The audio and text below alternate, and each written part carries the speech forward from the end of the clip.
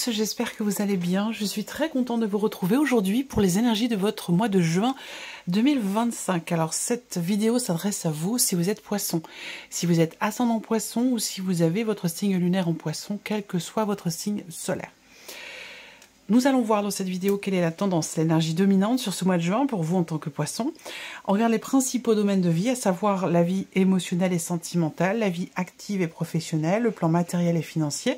Et nous terminerons par ce qui pourrait se passer de surprenant ou d'inattendu pour vous dans ce mois de juin. Alors j'ai repris là les cartes ressorties pour le mois de juin dans la vidéo de votre premier semestre 2025. Comme le semestre est terminé, je ne vais pas vous mettre le lien de cette vidéo, mais par contre je vais vous mettre le lien ici de la vidéo du deuxième semestre 2025. Alors, premier semestre pour vous, le succès et rien d'autre. Et le deuxième semestre vers une transformation éclatante. Donc c'est quand même votre année, je dirais les poissons. Parce que je ne sais pas ce qu'il en est en astrologie, parce que je suis pas astrologue, hein, voilà, donc je maîtrise pas l'astrologie, mais j'ai quand même l'impression que de toute façon, moi, au travers des guidances que j'ai faites pour vous sur ce premier semestre, j'ai quand même l'impression que c'est une très bonne année pour vous les poissons, cette possibilité de pouvoir concrétiser, matérialiser certaines choses, s'accomplir aussi soi-même. L'énergie de juin, pour le premier semestre, vous avez le 7 d'épée et l'énergie du monde. Donc on voit qu'ici, en juin, il y a un travail en fait. Il y a un travail où vous faites preuve de stratégie pour pouvoir anticiper ce qui a besoin de l'être afin de pouvoir vous libérer d'une situation, afin de pouvoir vous accomplir ou accomplir quelque chose d'important pour vous. Donc juin est un mois charnière. Qu'est-ce que vous aviez au mois de mai? Une pleine conscience des événements. C'est pas mal. Le printemps pour vous, un retour à l'harmonie. Donc voilà, c'est quand même... vous avez de très très belles énergies depuis le début de l'année. Alors, on regarde, on y va pour vous les poissons. La tendance, l'énergie dominante sur ce mois de juin. Le 3 de denier et le 2 de denier. Ok.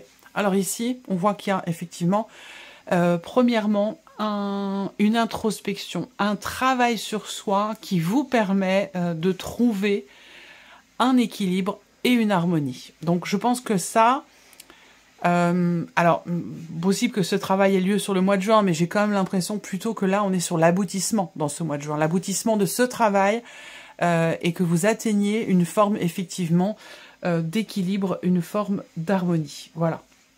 Alors là aussi, pour d'autres, le mois de juin, c'est un mois où effectivement on compose. On compose avec les éléments qui vous entourent, les personnes avec lesquelles vous travaillez, les personnes avec lesquelles vous construisez quelque chose. On voit qu'il y a vraiment cette idée d'être tout à fait habile et d'être quelque part en capacité de gérer. On gère les événements, les personnes, les énergies, les aléas, les blocages, les complications. On gère en fait, on gère et on arrive à trouver une forme d'équilibre et une forme d'harmonie. Donc c'est plutôt pas mal. Alors on commence par la vie émotionnelle et sentimentale pour vous les poissons avec le petit Lenormand, l'enfant, la femme et le serpent. Ok. Alors, possible que pour certains et certaines plus particulièrement d'entre vous, juin est un mois effectivement où il peut y avoir des petites contrariétés, tout simplement. Ça peut être lié à l'officialisation d'une situation, ça peut être lié à une signature de contrat. Si je vous dis ça, si ça sort là, c'est que c'est investi émotionnellement, que ça vous touche émotionnellement. Ensuite, pour d'autres, on va avoir quelque chose de nouveau. Quelque chose de nouveau dans votre vie. De nouvelles émotions qui sont ressenties, une nouvelle relation, peut-être aussi amoureuse. En tout cas, cette énergie de nouveauté, elle est quelque part un peu ambiguë ou elle n'est pas clairement définie. On peut avoir avec l'énergie du serpent, effectivement, un manque de clarté, des petites contrariétés à gérer. On peut avoir aussi de la jalousie qui ressort là. Est-ce que on est dans quelque chose de nouveau qui suscite des jalousies? Voilà, ça c'est une possibilité aussi. Alors, il y a peut-être aussi pour d'autres un projet qui vous tient beaucoup à cœur. Évidemment, cette partie-là va pas forcément concerner la vie sentimentale pour tout le monde. Ça peut être Ça peut parler de ce qui est investi émotionnellement, donc aussi de votre investissement émotionnel dans un projet, dans un travail, dans quelque chose qui n'a pas forcément à voir avec la vie sentimentale. Et puis ça peut parler de ce qui se passe en vous émotionnellement. Cette partie-là, elle peut aussi parler d'un relationnel amical ou familial. Il peut y avoir des petites tensions, des jalousies entre frères et sœurs ici, qui touchent émotionnellement. C'est pas dramatique non plus, mais voilà, ça peut être aussi ça. Je vais regarder avec le tarot. Vie émotionnelle et sentimentale. Alors, oui, je parle d'ambiguïté. On a la grande prêtresse, donc on voit bien que là, il y a quelque chose qui est retenu. Quelque chose qui n'est pas exprimé, qui a besoin d'être extériorisé justement pour une certaine clarté. Parce que le serpent va représenter justement cette ambiguïté. Alors, on n'est pas forcément dans le mensonge ici, hein, même si ça peut me parler de mensonge, mais je le ressens plus comme étant des non-dits, là. Des non-dits. On peut avoir une appréhension peut-être à parler de certains sujets, de certaines choses avec quelqu'un de nouveau dans votre vie. Peut-être qu'on est un petit peu sur la retenue, qu'on est dans la méfiance. Ça peut aussi être quelque chose de cet ordre-là. Il est possible pour d'autres que vous soyez focalisé sur votre vie personnelle, votre vie de famille ici, et plus particulièrement focalisé par rapport aux enfants ou à un enfant, concernant sa scolarité. Il est possible que là, il y ait des contrariétés, un manque de clarté à ce sujet, et que vous soyez focus et très investi émotionnellement sur la scolarité de l'un de vos enfants, que ça peut prendre le dessus finalement sur tout le reste. Ensuite, on a la reine de denier au centre. Donc là, on parle de reconstruction.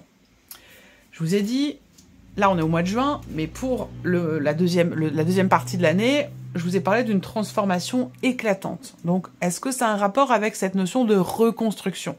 Là, il s'agit de se reconstruire soi. Est-ce qu'il est question de prendre un nouveau départ? Est-ce qu'il est question pour certains ou certaines d'entre vous d'être ou d'avoir été trahi, de s'être senti trahi? Et d'être en train de se reconstruire ici, sur ce mois de juin. Ça peut me parler de ça aussi avec la reine de denier. L'impératrice, alors on a l'aspect quand même voilà, maternel qui ressort ici, on a l'enfant, on a l'impératrice, donc effectivement pour beaucoup d'entre vous, ce mois de juin, c'est un mois sur lequel vous serez focalisé sur la dimension familiale et plus particulièrement par rapport à votre ou vos enfants. Il y a quelque chose à comprendre, à éclaircir, à clarifier, à régler aussi peut-être sur un plan administratif, sur un plan sur le plan de la scolarité aussi peut-être.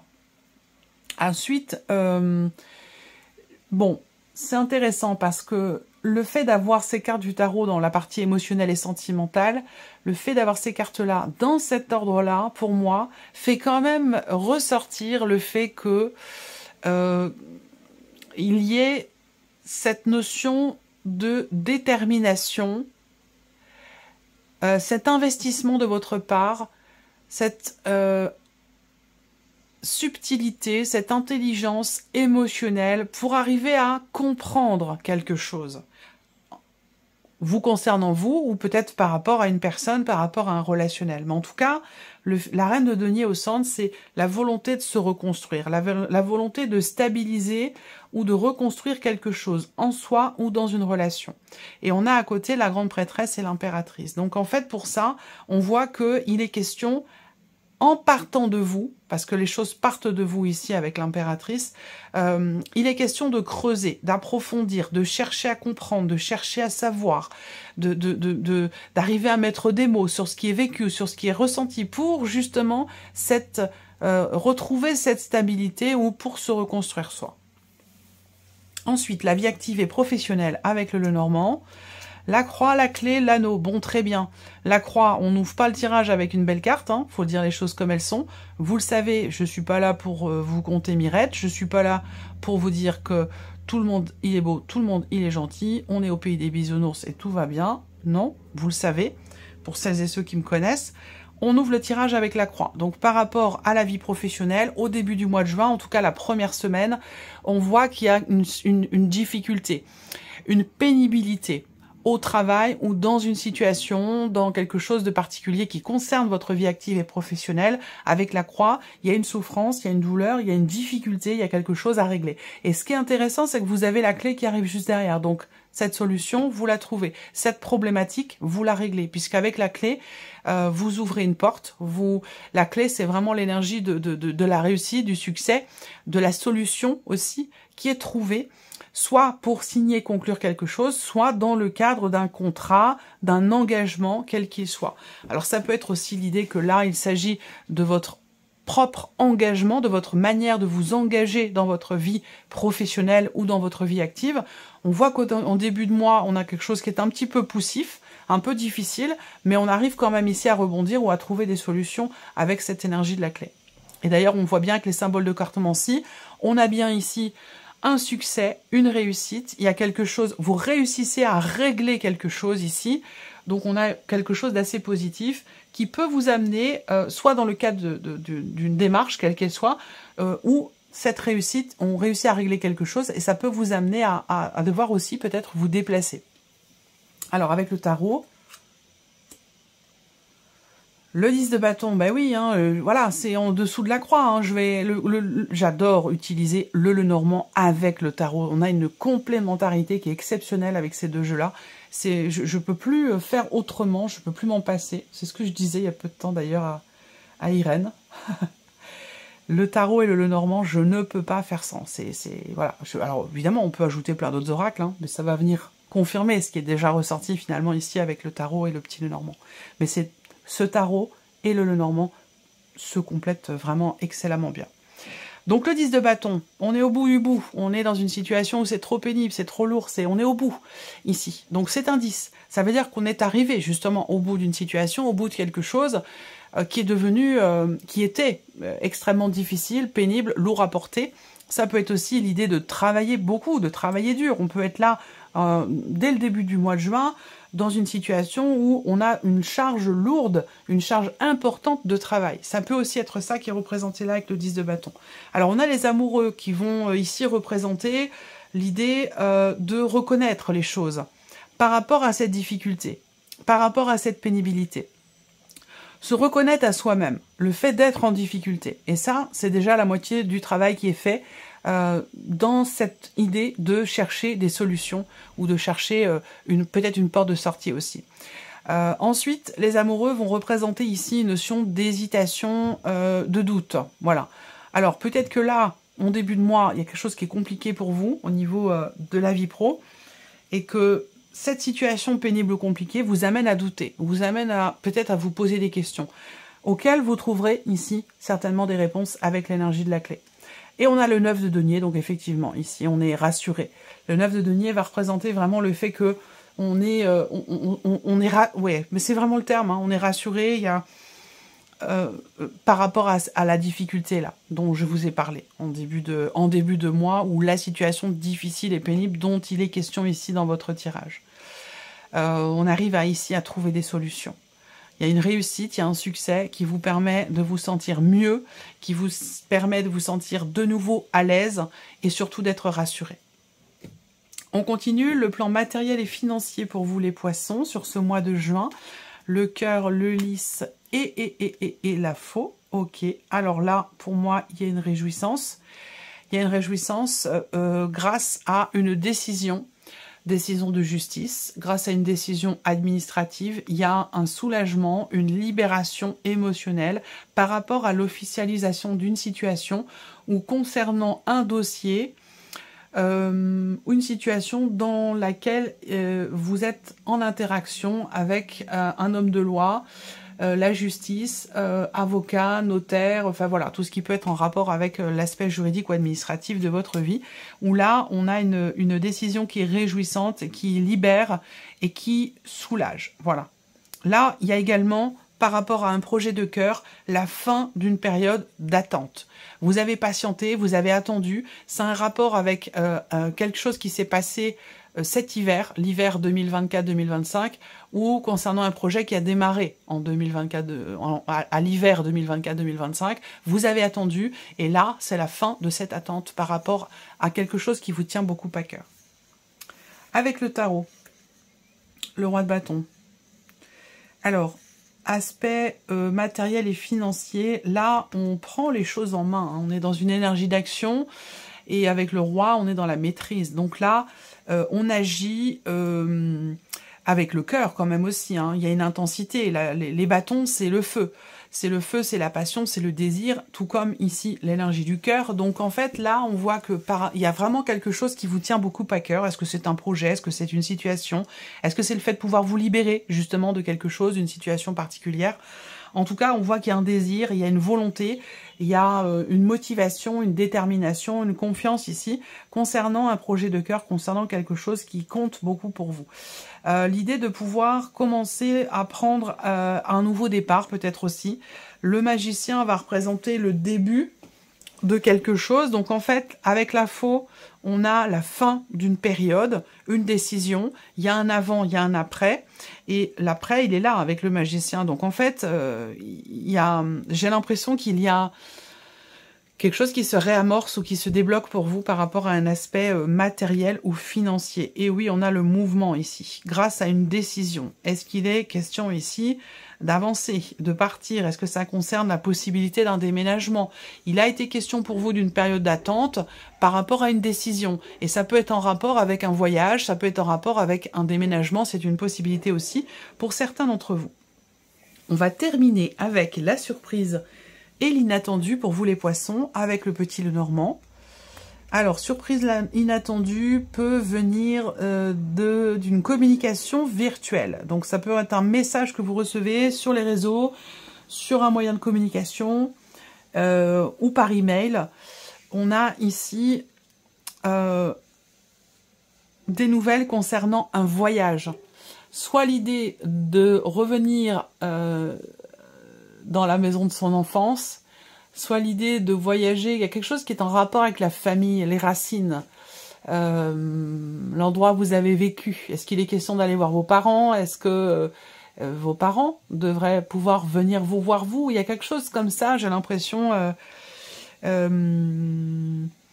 L'inattendu concerne un espoir aussi, un espoir, une attente au sujet d'un voyage, d'un déplacement, ou peut-être concernant un changement. Là, un inattendu concernant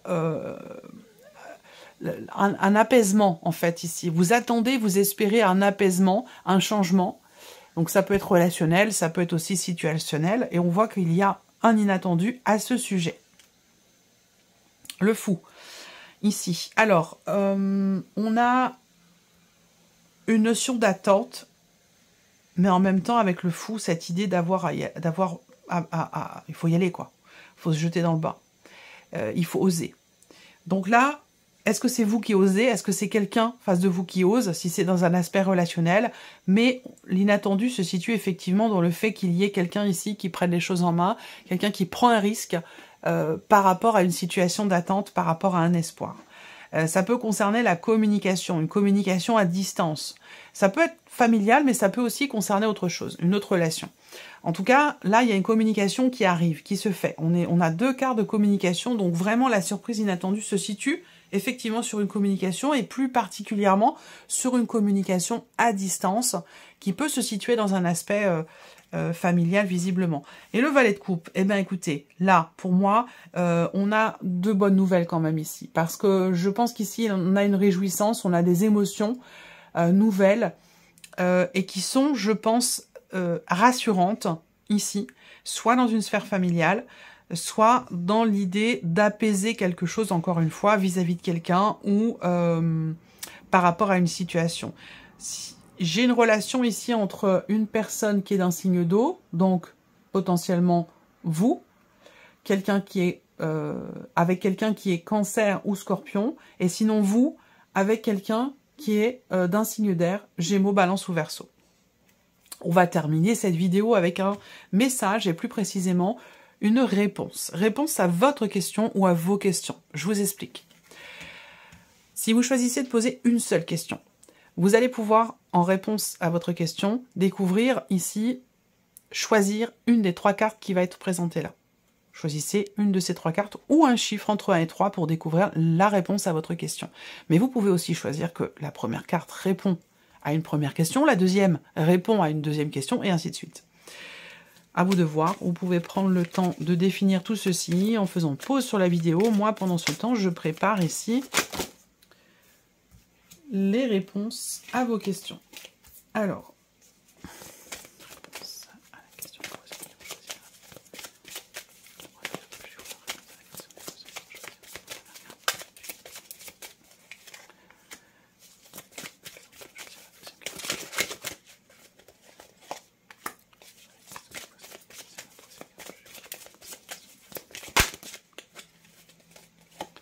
voilà.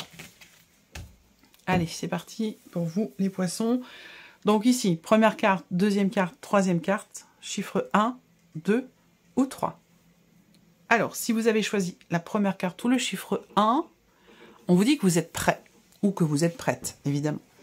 Donc là, quelle que soit votre question, avec cette réponse-là, il n'y a pas besoin d'attendre. Il n'y a pas besoin d'attendre non plus l'autorisation, l'aval, la confirmation, la validation de quelqu'un. Parce que là, on vous dit que vous êtes prêt ou vous êtes prête.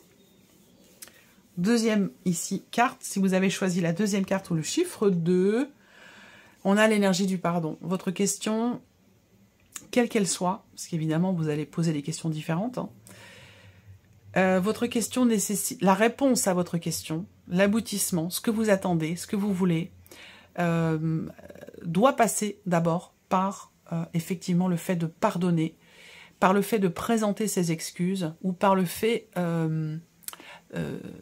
d'accepter aussi des excuses qui vous sont présentées. Le pardon, c'est aussi l'idée d'accueillir, d'accepter, de se pardonner à soi-même également. Ça, c'est possible. C'est nécessaire par rapport à votre questionnement. Si vous avez choisi la troisième carte ou le chiffre 3, on vous dit la situation va s'améliorer. Voilà. Bon, bah ça peut pas être plus clair hein, par rapport à votre question. On vous dit que les choses, effectivement, vont s'améliorer.